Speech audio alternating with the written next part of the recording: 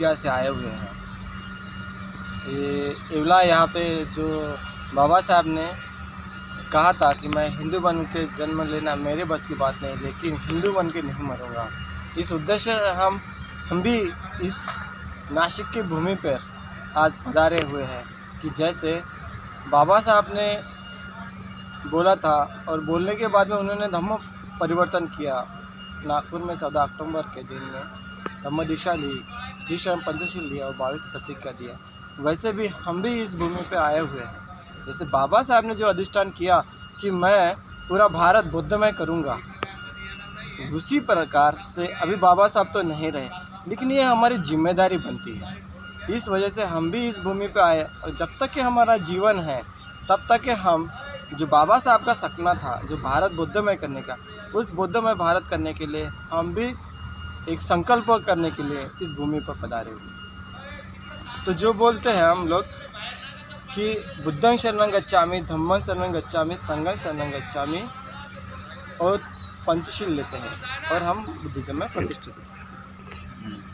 तो बुद्धं शरणं गच्छामि ये क्या होता है, धम्मं शरणं गच्छामि क्या होता है, संघं शरणं गच्छामि क्या होता है। जो बुद्धं शरणं गच्छामि इसका मतलब है हम बुद्ध का ज्ञान को प्राप्त करेंगे, इसके लिए हम अधिष्ठान करते हैं। धम्मं शरणं गच्छामि जिस मार्ग पे सिद्धार्थ गौतम चलते हुए बुद्धि ज्ञान को प्राप्त कर लिया, उस ज्ञान के मार्ग पे चलना,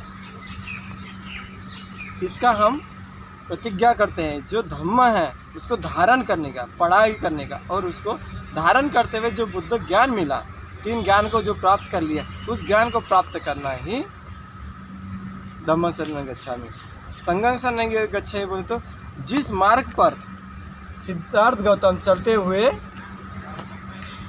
सम्यक संबुद्ध बने, उसी ज्ञान पर जो व्यक्ति चले हुए हैं, चलने के बाद में उन्होंने 3 ज्ञान को प्राप्त कर लिया, उभय निवहन सति, दिव्य चक्षु और आसवक्य ज्ञान। ये 3 ज्ञान को प्राप्त करने के बाद हम सभी दुख से मुक्त हो जाते हैं, अनंत अवस्था को पहुँच।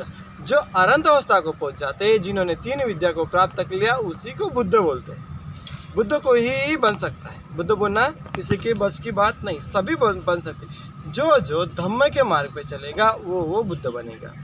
जो बुद्ध में शामिल होते हैं, बुद्ध बनते हैं, उनका एक कम्युनिटी बनता है, उसका संघ बनता है, उसी को हम धारण करते हैं। क्योंकि अगर संघ नहीं रहता तो संघ के वजह से ये धम्म हमें देखने को मिला, इसीलिए हमें भी ऐसे संघ को हमें धारण करना चाहिए। जब तक कि कोई टीचर हमें नहीं मिलता, गुरुवर्य नहीं मिलता, तब तक हम दुख से मुक्त नहीं हो सकते। तो ऐसे संघ में जो भूतकाल में जो हुए हैं, जिन भिक्षु संघ ने धम्म धारण करते हुए अनंत अवस्था के पहुँचे, वैसे भी हम भी इस भिक्षु संघ को हम वंदन करते हैं। इस भिक्षु संघ के पास में हम ज्ञान श्रवण करते हैं, श्रवण करके इस धम्म के मार्ग पे चलते हैं और हम बोधि ज्ञान को प्राप्त करते हैं। ऐसा संकल्प करना चाहिए, तब जाके हमारी ये 3 शरण पूरी तरह से परिपूर्ण होगी। ऐसे शरण धारण करना चाहिए।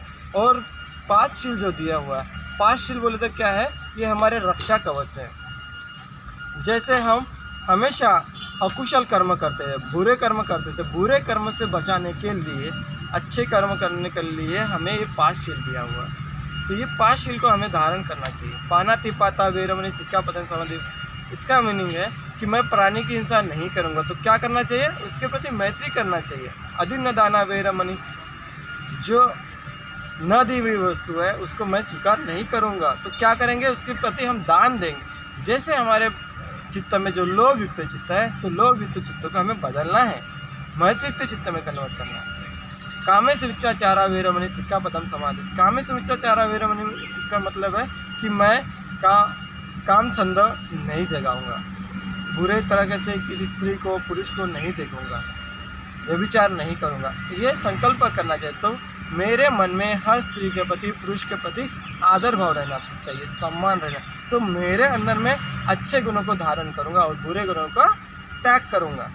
फिर आता है मूसावादा वेरमणि। मूसावादा बोलो तो झूठ नहीं बोलूँगा, झूठ नहीं बोला तो सत्य बोलूँगा। मैं जब तक कि मैं सत्य नहीं बोलूँगा तो मेरी सत्य की पारमी पूरी नहीं होगी। जब तक 10 पारमिता को पूरे नहीं होगा तब तक मैं बुद्ध ज्ञान को प्राप्त नहीं कर सकता। इसीलिए मैं अपने सत्य पारमिता को पूरा करने का संकल्प करता हूँ, सूरा मेरा मज्जपमदट्टा नहीं, मैं कोई भी नशा पता चीज़ों का सेवन नहीं करूँगा, जिससे मेरी जो आसक्ति है, जो मैं नशे पते में पड़ा रहता हूँ, वो मैं ना पढ़ूँ और अच्छा संकल्प करूँ। उस टाइम में अच्छे संकल्प करके हुए अपनी पारमिता को पूरा करके मैं इस तीनों ज्ञान को प्राप्त करूँ। जैसे बाबा साहब आए, बाबा साहब आने के बाद में हमें त्रिशम पंचशील दिए, प्रतिष्ठित के। तो ये शील 3 मार्ग होता है, शील समाधि प्रज्ञा का मार्ग होता है। तो शील जब तक हमारे शील परिपूर्ण नहीं होंगे तब तक हमारे समाधि का मार्ग नहीं खुल सकता। उसके बाद में गोयंका गुरु जी आए, गोयंका गुरु जी ने समाधि का अभ्यास सिखाया। अभी भिक्षु संघ की बारी है। जितने जितने लोग शीलों की पालन करेंगे, समाधि का अभ्यास करेंगे, तब जाके वो प्रज्ञा में प्रतिष्ठित होंगे। जैसे जैसे वे प्रज्ञा में प्रतिष्ठित होंगे वैसे वैसे उनके बुरे कर्म कटते जाएंगे और इस मनुष्य जीवन से उनको दुख व्यक्त होगा, डर होगा, नाम रूप परिचय, ऐसे 12 ज्ञान होते हैं। ये 12 ज्ञान को प्राप्त करते हुए हम इस गृह संसार को त्याग करते हुए भिक्षु संघ में प्रतिष्ठित होंगे और भिक्षु संघ में प्रतिष्ठित होने के बाद में एक दिन अनंत अवस्था को पहुँचते हुए हम संपूर्ण दुख से मुक्त हो सकते हैं। तो ये जो मार्ग है, ये मार्ग को हम धारण करते हुए चलेंगे, तब जाके हम सही में बुद्ध ज्ञान को प्राप्त कर सकते हैं। जब हम इस बुद्ध ज्ञान को प्राप्त करेंगे तब जाके हम बुद्ध बने। आज हम जैसे कोई डॉक्टर में एडमिशन करता है, जैसे इंजीनियर में एडमिशन करता है, वैसे ही हम त्रिशम पंचशील लेते हुए हम भी बुद्ध धम्म के संघ में हम प्रतिष्ठित होते हैं और चलने का संकल्प करते हैं। जैसे एक आदमी कोई डॉक्टर में एडमिशन लेता है, इंजीनियरिंग कॉलेज में एडमिशन लेता है, इंजीनियरिंग कॉलेज में डॉक्टर कॉलेज में एडमिशन लेने के बाद में वो क्या करता है, उसका पूरा सिलेबस देखता है। सिलेबस किस में है? धम्म में है। जो भगवान बुद्ध ने जो धम्म दिया हुआ है, धम्म क्या है? सदोत्पक्षीय बोधि धम्म। इस धम्म को धारण करना चाहिए। तो उसमें 4 सतिपट्टान, 4 रिद्धिपात, 4 सम्यक प्रदान, 5 बल, 5 इंद्रिय, 7 बोधांग और 8 अष्टांगिक मार्ग। इस मार्ग को जब हम धारण करेंगे तब जाके हम बुद्ध बनेंगे।